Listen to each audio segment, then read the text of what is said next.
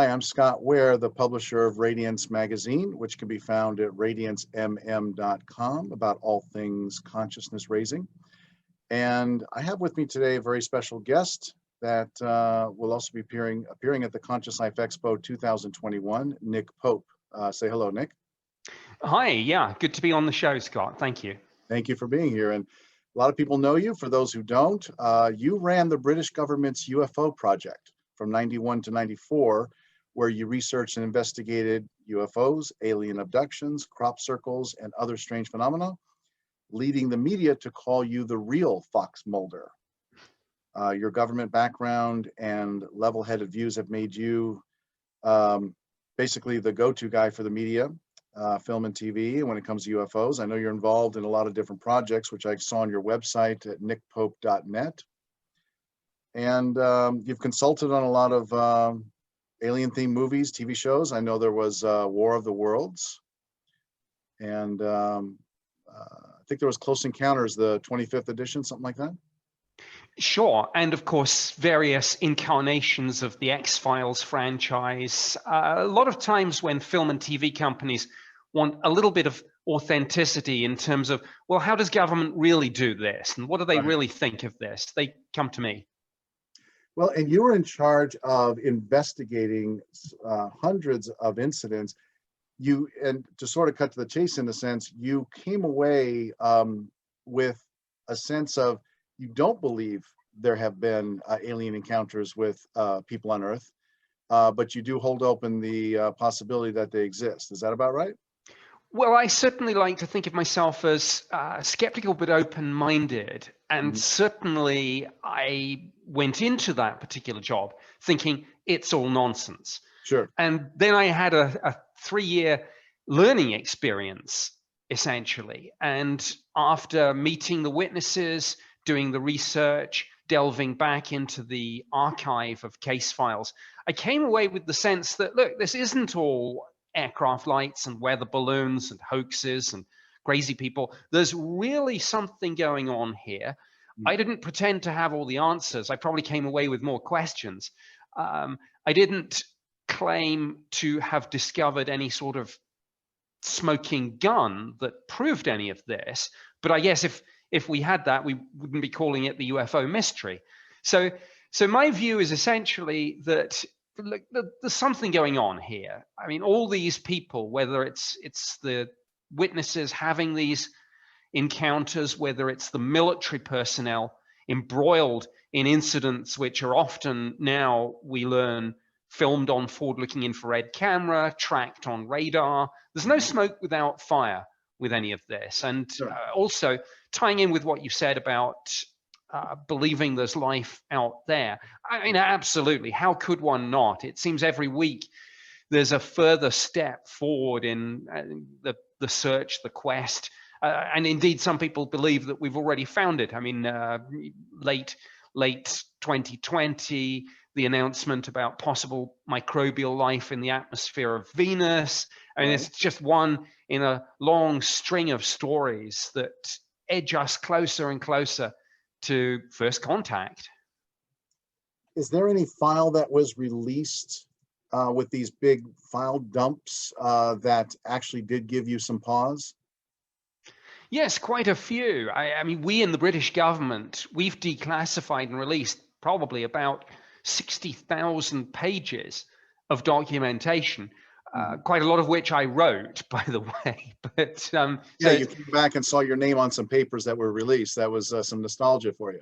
Yes, a bit of a blast from the past, because when I was doing that job, we didn't have in the UK a Freedom of Information Act. So my expectation was that a lot of this wasn't going to see the light for decades. So I was quite pleasantly surprised. In fact, they even asked me, I'd taken early retirement.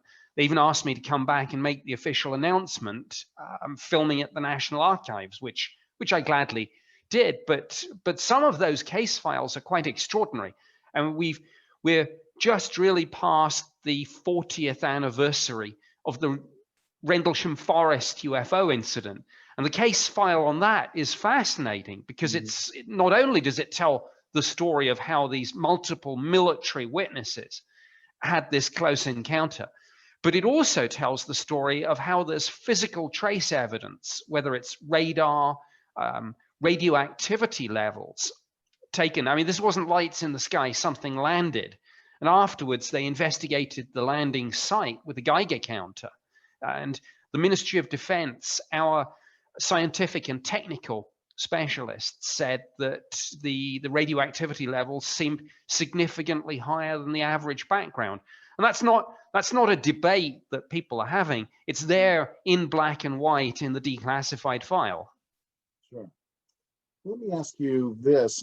There's been a lot of people who channel what they call multidimensional beings.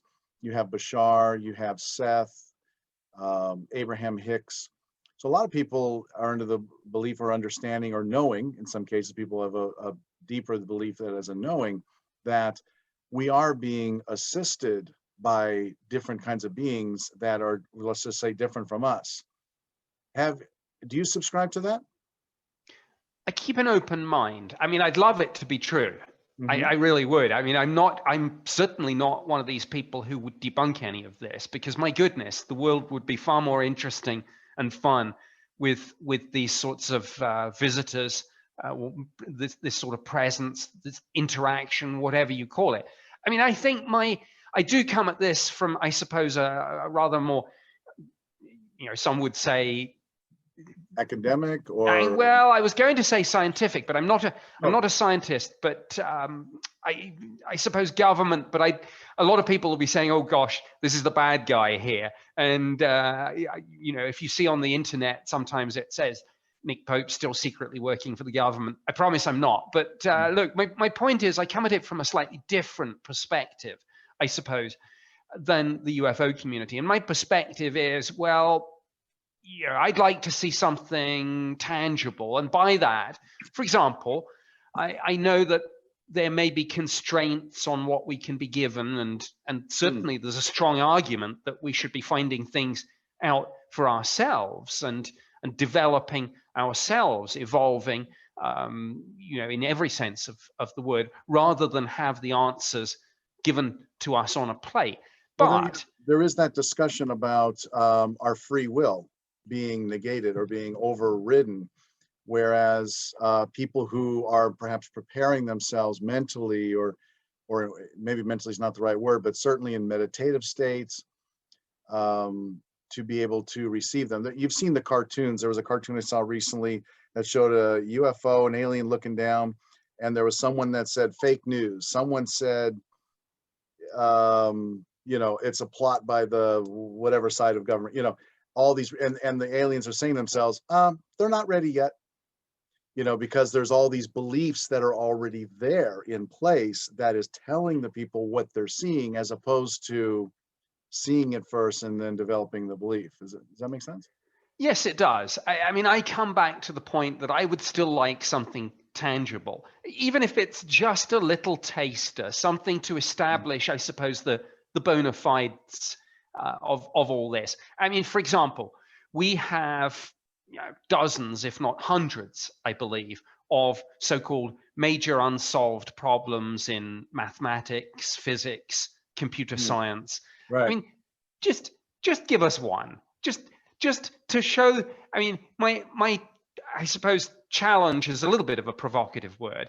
My challenge, though, I'll say it, is this: just one, just a hint, just to show us that you are who you say you are, that you have got some of this knowledge. Just a hint, just one of them. You believe there's a possibility that they are purposely not doing it for the very reason that for people that are hanging on that physicality from these multidimensional beings, that we should want something inside this dimension that is concrete, and that's, what I'm saying? It seems like it would rob not just us of fun, but of the work that we would need to do with our consciousness in preparing for these things. Well, that's why I say, not all of them, of course, just one, just a little taster, a crumb from the table, call it. P versus NP, for example, the classic computer science problem. Just that. And there are hundreds of other ones, hundreds of others, and we'll get to those ourselves, we promise. But just one, just, to say, let us know that we are talking to someone who's worth listening to.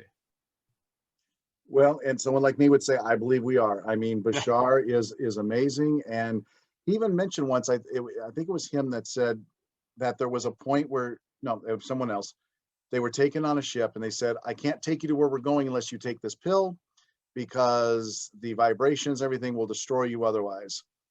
I mentioned that story, which can sound different ways to different people, as analogous to there is an argument, if you will, that we need to be somewhat more prepared, as opposed to sticking with that. But I understand your position, and heck, you've been out there on you've looked at hundreds of cases, right? Yes, and look, let me give an analogy, I suppose, from my own world.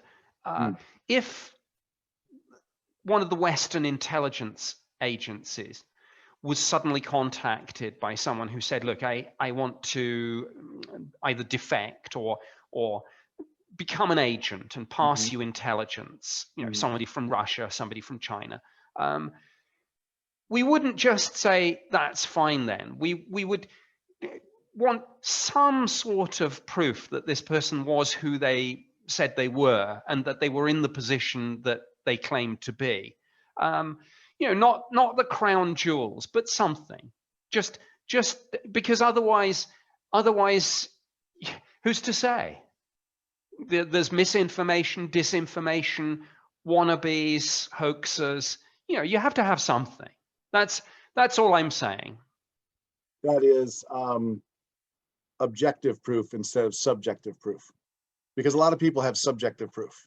They have experiences. Yes. Now, of course, I can't, and none of us can, I suppose. We can empathize, perhaps, but we can't get inside that person's head and really say what that person's experience actually was. We can't even be certain, even if we're sure that they're being truthful, we can't be certain that they haven't misperceived some or all of what their experience is. So yes, I totally appreciate that some of this is subjective, but I always say, and I guess I wouldn't I, with my background, but I want a little bit of objectivity too, something, like I say, not the moon on a stick, but something. Crop circles. How come there aren't any videos showing how to really make these as good as the best ones out there? It almost, you know what I'm saying? Do you know any videos like that? No, I don't. But I'll give you the I guess the skeptical argument as to why there might not be. And funnily enough, it's an argument that's come up in relation to the monoliths quite recently. And it's the argument that says that what this really is guerrilla art. Now, in guerrilla art, which I guess you could say is a sort of extension of modern art, conceptual art, but let's go with the phrase guerrilla art. In guerrilla art, the reaction that the art form kind of causes, not just in individuals, but in society as a whole, is part of the art. So for the people who say that this is just a sort of conceptual art, guerrilla art, the debate that we're still having about crop circles is part of that artwork, as much as the formation it is itself. So of course the issue then is, if you put it beyond dispute by releasing a video of you making something really complex, like the Julia set, for example, any of these complex fractal formations, it kind of spoils it for the artists, I mean. So they, and also another analogy, it's like a magician.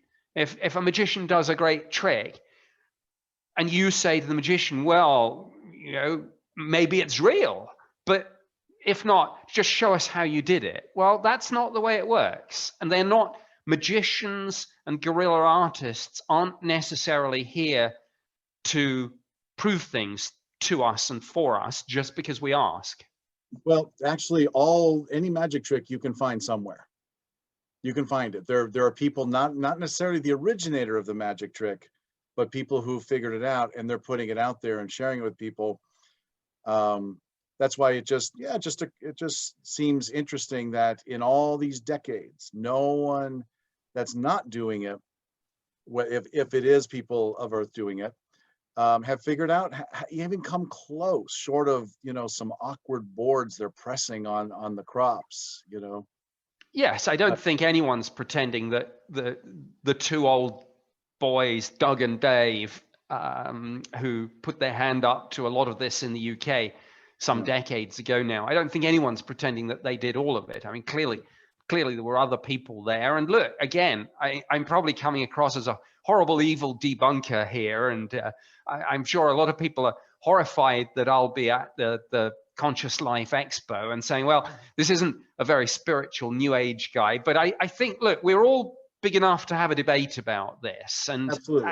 I think it would be a very boring event and world if everyone just nodded in agreement with each other and patted each other on the back and said, "Oh, I so agree." And absolutely. so in many ways, I see myself as a friend to this community, but somewhat as a disruptive force too. Sometimes asking the awkward and difficult questions. And if there are answers to those awkward, difficult questions, then great. Because look, as I said, I would far rather this is true than not true. I'm not one of these small-minded people who is scared of this being true, because I have a little world and I want to stay in it, and this would challenge me. I want to be challenged. I want this to be true. Have you, I assume you've heard of the app, I think it's CE5, where there's a protocol for engaging UFOs. Are you familiar with that? Yes. I guess my remark to that is it's a little bit anthropocentric of us to come up with the protocol. But, if we're being interacted, I think that's got to be a two-way street. I do know some people who've used it effectively. I have a friend who went to Ojai here in Southern California with 5 other people. They followed the protocol. Mostly the protocol is just getting yourself into a meditative state where you raise your vibration. And I think there were some laser pointers involved. And it took 10 minutes and they all saw the same flashes of light. And then this is what's interesting about the story is there's that, and there's also that afterwards, my friend, he's in his 60s. He had this image in his head that he just could not get out. And so he found it on the internet and even burned it on a piece of wood. He has some device where he can burn it on something. And it looked like like a modern version of a Native American feather with some design to it. And it was just stuck in his head. He couldn't get it out. And it just sounds like the kind of story. Why would somebody lie about that? They didn't go overboard and say they were, they saw somebody, but there were definite flashes of light where they felt something. And then he had this image. He just couldn't get, he doesn't know what it's about, and he's going to keep trying. But right. Well, I've been to places like the Iseti Ranch. There you go. And I've actually done some filming there, and I will confess, and I think it's actually captured on TV. I actually did see something myself. I saw a light in the sky. Now I couldn't claim it was anything more or less than that, but I absolutely, I don't rule it out. And I was there with some remote viewers and some other people too, and we certainly had an interesting time of it. What about the pandemic, and what has that done in relation to what the governments are releasing or not releasing? Surely there's been some upheaval in that area. Well, I'm going to be a little bit controversial here. Why not? In for a penny, in for a pound. Yeah. So I think when people asked me previously what I thought about disclosure, and we can get into a discussion about some of the things going on at present. There's very interesting things. But of course, it presupposes that you have something tangible, definitive, like literally maybe a spaceship in a hangar, to disclose. My fellow Americans, people of the world, we're not alone. I actually think that disclosure, even when it comes, will be somewhat more complex than something so binary, but that's another story. And if you'd asked me a year or so ago, did I think people were ready for this? I think what you heard a lot was people say there's a sort of societal robusticity, that we are big enough and mature enough and evolved enough to handle this, and you don't panic people by telling them something that a large number of them already believe, and we can take it, as the saying goes. But now with the pandemic, I'm actually not so sure. But here's my point: it gives government a lot of data to look at in terms of how society responds to something major, something that upheaves our lives, that flips everything 180 degrees. That could have been one of the purposes, if you will. Well, I don't subscribe to that, but what I do think is that it gives us data on how society responds. And I'm not sure society has responded very well, because frankly, I mean, without wanting to get into a debate about, the figures and things like that, but I mean, I was looking, for example, the other day at the figures for Scotland, and it was like average age of COVID-19 deaths for males, 79, average age of death for females of COVID-19, 84. And these are actually higher figures than the average life expectancy. I mean, this is a disease that tragically has stalked elderly people with pre-existing health conditions, largely in care homes. 43% of US COVID-19 victims are in care homes. And what have we done?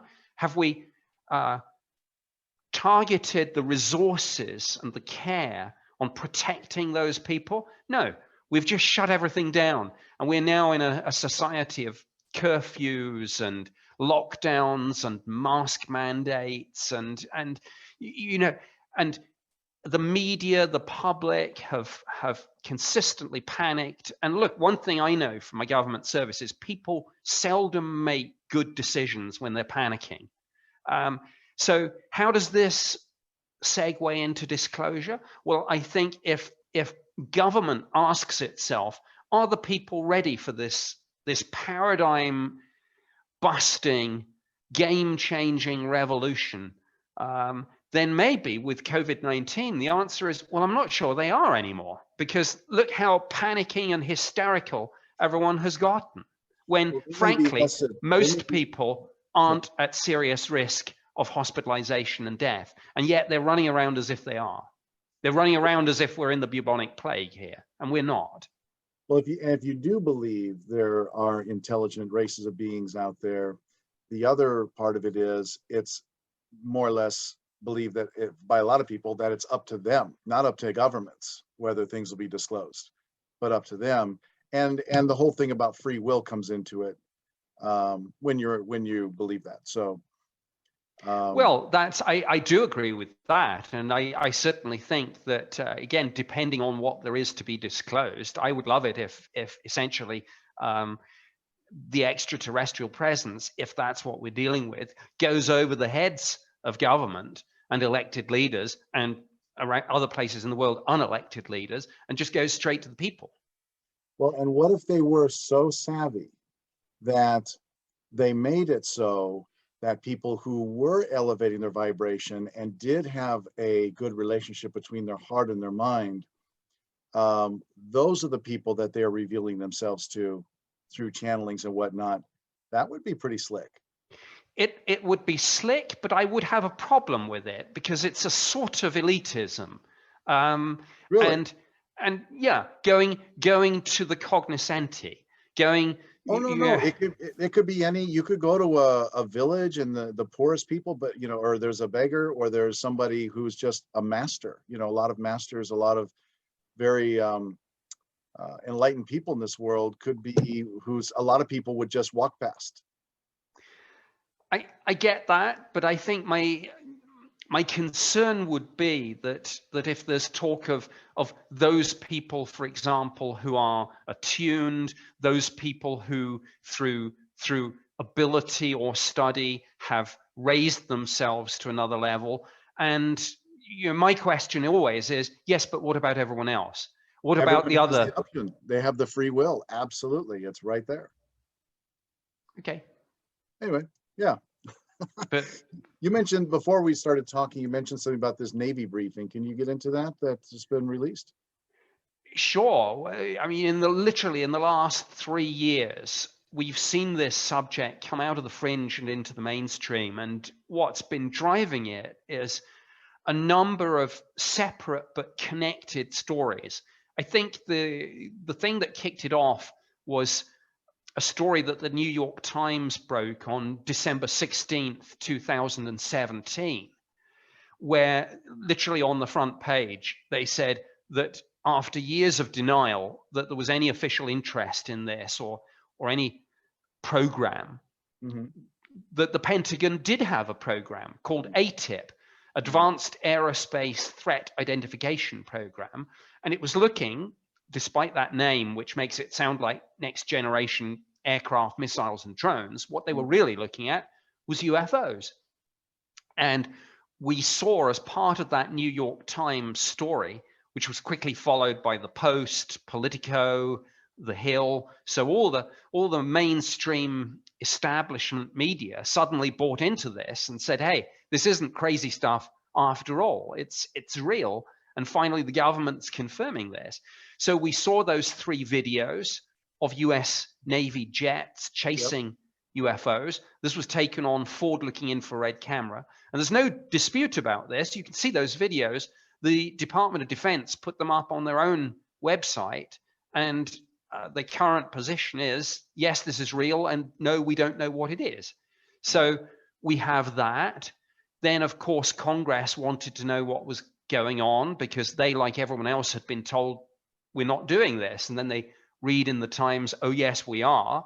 So the Defense Intelligence Agency writes to Congress and says, this is what we did under the ATIP program. And we start getting into some heavy theoretical physics covering areas like anti-gravity, invisibility, stargates, warp drive, and wormholes. And this is all paid for with our tax dollars, but all being done quite seriously in government programs. And now DIA is writing to Congress about it.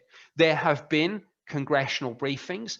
The Armed Services Committee has taken an interest in this in both the Senate and the House. The Intelligence Committee took a look at it. Senate Intelligence Committee demanded a report from the Director of National Intelligence, and they put that requirement in the Intelligence Authorization Act for fiscal year 2021. So suddenly, as I say, this subject has come out of the shadows, and it's no longer being looked at with sort of rolled eyes and jocular comments about flying saucers and little green men. Sure. Even the mainstream media, the scientific establishment, congressional committees are saying we've been misled on this, and people have demanded answers, and rightly so. And that's the situation we find ourselves in right now as we're having this conversation. This is an ongoing story, and it's still unfolding. Revelation has followed revelation, and there's more to come. When you were working as the Fox Mulder, if you will, in with the British government, aside from threat assessments of any of these things you were investigating, wasn't there something? Was there a sense of hope as well? Of like, well, if we could find this, or if we could communicate with them, what if so? What was that hope? What was sort of in the background of what you were hoping to find, or even the government, in a positive sense, as opposed to not just, oh, can we get weapons to defend our country, but you know, was there any other kind of hope, or even that you had? Sure. Let me give a corporate answer and then maybe a more personal answer. I think the corporate answer is fairly well known. It's well known that both the United States and the United Kingdom, and probably every nation that's had a UFO program, has looked at the UFO phenomenon, whatever it may be, in terms of threats and opportunities. Now, that might sound negative. Well, the threats might sound negative, but that's how government looks at everything. Sure. What could go wrong? But on the flip side, what might we learn, and what good things might come from this? So I think, yes, obviously there is the threat angle, and the other thing about playing up the threat angle is it's much easier to get, firstly, stakeholder buy-in from senior people in government and the military, and get your funding if you say this might be a threat. So you say, well, we don't know what we're dealing with. This might be Russia, this might be China, this might be something else. We need to find out. And all these senators and Congress people say, oh yeah, absolutely. So that's part of it.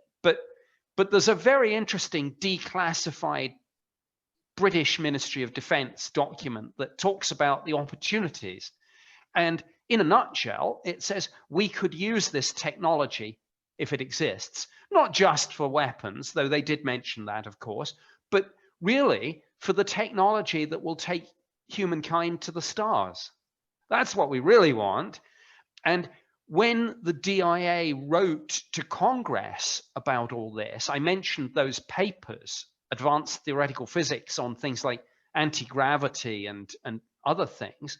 A lot of that was really looking at the physics that's going to take the human race to the stars. So, and by the way, that's not just something that we'd like to do for fun or because it's interesting, though it would be. We're going to have to do that if we are to survive. At some stage, life on Earth will become impossible because our sun will expand and heat up, and eventually the Earth will be fried to a crisp. So we must go to the stars because it's the long-term survival of humanity.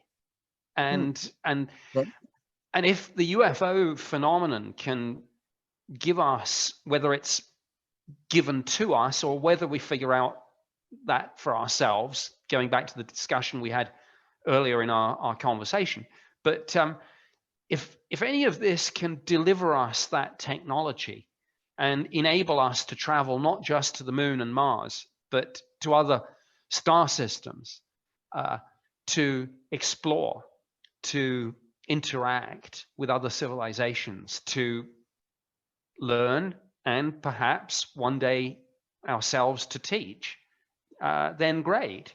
And so that's, I've blurred the corporate answer with the personal one. That's okay. Because that's, well, yeah, that's my hope. That's okay. my hope. I would say my hope is to learn more about ourselves. We go deeper, we into ourselves, find out more, learn more about ourselves. With the state of the world as it is right now, I think it's pretty clear we do have more to learn, because we don't get along with each other. We have these borders, we have these situations. There's enough food on the planet, but there's starvation, that sort of thing. So I think that, yeah. And yeah, who are we? Where did we come from? Where are we going? What big obvious things that we're not doing could we do?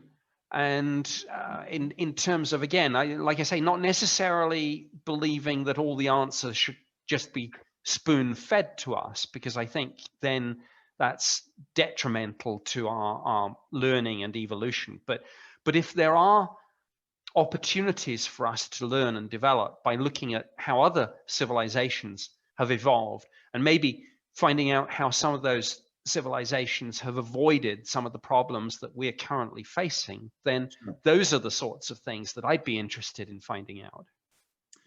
What, Nick Pope, do you believe is the purpose of life? Oh, to learn,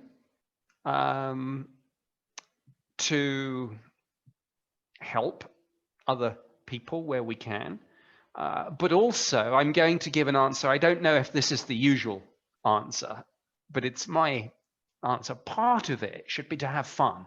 Mhm. If you think of life as a journey, well, a journey should not just be a sort of pedestrian movement from A to B. Enjoy Right. the view. Mhm. Enjoy the things that you see and experience on the way. So have fun. I love that answer. I agree with you. My final question is, you wrote a book called The Uninvited, and I noticed it was part of some other books you've written where some of the few books, fictional books, that the British government needed to vet before it could be released. What are you putting in these books that they need to check you out, look over your shoulder for? Well, actually, my first two books were nonfiction. Open Skies, Closed Minds was an overview of the UFO phenomenon. Then The Uninvited was actually nonfiction, an overview Oh, of the alien abduction, alien contact okay. mystery.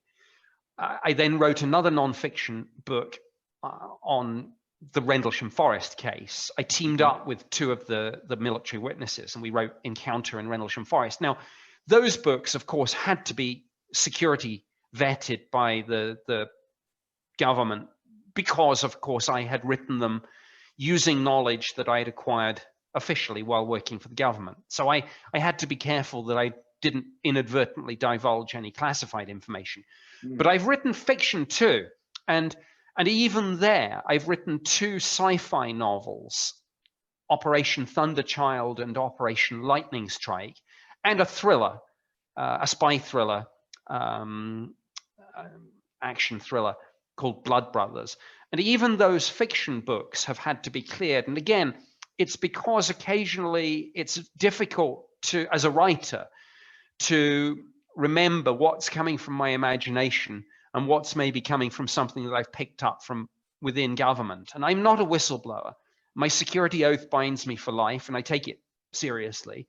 And I don't want to break my oath. And Your vow, yeah. so, yeah. So with the Rendlesham book, it actually had to be security vetted by both the United States and the United Kingdom government. But yes, it's just so that I don't inadvertently divulge something that I shouldn't. But I don't want that to sound too mysterious. I mean, at the end of the day, it's sci-fi. People should hopefully just enjoy it.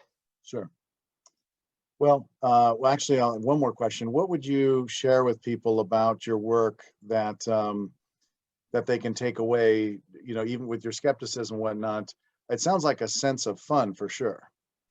A sense of fun, but also I think one of my, I'll share two of the, I suppose, sound bites that I'm best known for, but I think they encapsulate something worth articulating. The first is that with all of this, the skeptics have to be right every day, but the believers only need to be right once. Right. So that's worth bearing in mind. A second one, I'm actually going to do three. The second one ties in with what I said about all these interrelated stories about the US Navy, congressional briefings.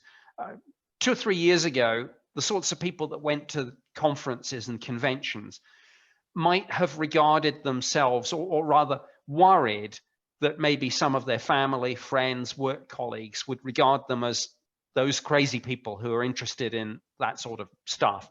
Well, Mm. now, with the sorts of things being confirmed by the government, they can hold their heads up high and say they weren't the crazy people. They were the people who were right.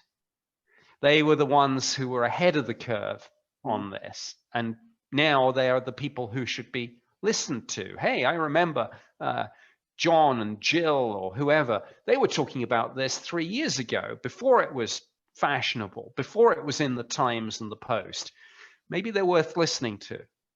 My final thought is this. Questions such as, are we alone or not in the universe, and are we being visited, are some of the biggest and most profound questions we can ask ourselves. Why wouldn't we want answers to those questions? And I would suggest we are closer than ever to getting answers. And that's what keeps me engaged and interested. But yes, life is a journey, but have fun on the way too. It just occurred to me, a lot of people who have been abducted did not remember it until many years later. They could have been abducted as children and they have remembered that as adults. Comes back in pieces like dreams. Is it possible you've been abducted? Oh, well, I guess it's back to almost that sort of can't prove a negative.